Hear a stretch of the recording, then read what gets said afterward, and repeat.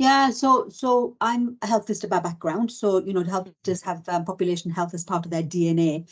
And when I first became a practice manager, we started to look at demand and capacity, and we actually started to look at what demand was made up of. And so my practice has, at the time, had just over 11,000 patients in the middle of Gateshead, deprived area. And we had lots of people, so refugees and asylum seekers, homeless people, vulnerable people tend to gravitate towards the practice. But what we found was that many people were coming to the practice and they had a social need that was affecting their health. So we started to think about how would we redesign our workforce to meet the needs of the population rather than just a 10-minute GP appointment, because you can't really do much in a 10-minute GP appointment. So we started initially looking at a frailty nurse post, because we've got lots of frail elderly patients who didn't meet the needs of the community services, the community services. Just today, I have been reading the RCGP guidelines for continuity of care, because that's something that we need to look at as part of the contract. And I think these are really outdated, because all they talk about is actually a GP.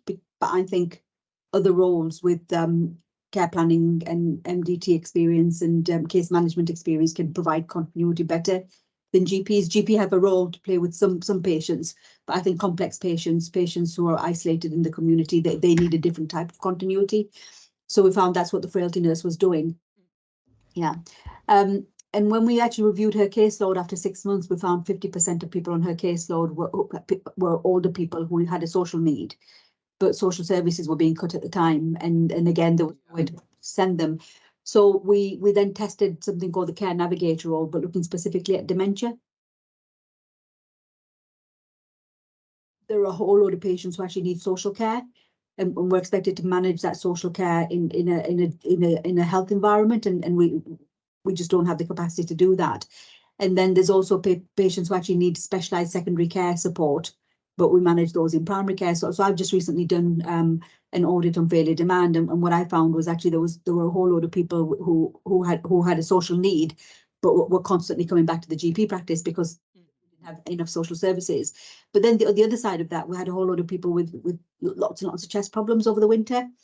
And they were constantly coming back, and a lot of those were frail elderly people. So there's something about how we manage their acute respiratory condition, but then how we actually support them back into the community with the right support. So we see that demand on general practice increases as the doors to other services close.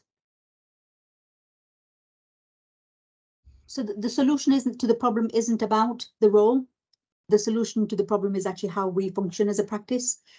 So I consider our practice to be almost an anchor, a community anchor, that, we've been there for a long time. Our patients, most of them were born, in the practice. They still talked about, GPs who delivered them and things. So where organizations change, where that constant that people keep coming back to us, we have really, really good relationships with those patients, and we have that continuity with the patients. But one of the things that we learned very quickly, even before COVID, because of our patients being vulnerable and so much poverty, that we had to develop alliances with the third sector. So I physically, when we were developing the Care Navigator role, we developed something called a Director of Services. But rather than having a virtual Director of Services, we physically went out and knocked on the doors of all the third sector organisations that are around our practice and that meet the needs of our population. And we basically befriended them, so we went to the Samaritans, we went to Age UK, we went to anybody and everybody who was around, and we said, can you come and work with us? We really need help. We don't have the skills. And then our navigators went and sat with them, and they came and sat with us. So we really developed those really, really close relationships. But by developing those close relationships, we identified, the resources they had, and we became a resource to them. And so we work very close together because we have those relationships, and that those connections, that co-location is really important. But when funding becomes available, because funding to the third sector is just so fragmented, you get pennies thrown at you every year, and there's no long-term funding. And by working together, what we're doing is identifying the needs of the community. So there was some funding recently for mental health services, and I got in touch with 2 organisations that we work with, Bensham Court and Gateshead Clubhouse, and said, this funding's available.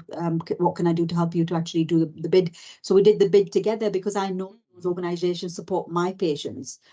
and they support me because I wouldn't survive without them. I as in our practice as an organisation, wouldn't survive without that resource. So it's really important not only that we connect in with them, we know what's there, but we're allies, and we have almost like that a symbiotic relationship with each other, where one is completely reliant on the other, and one grows as a result of the other.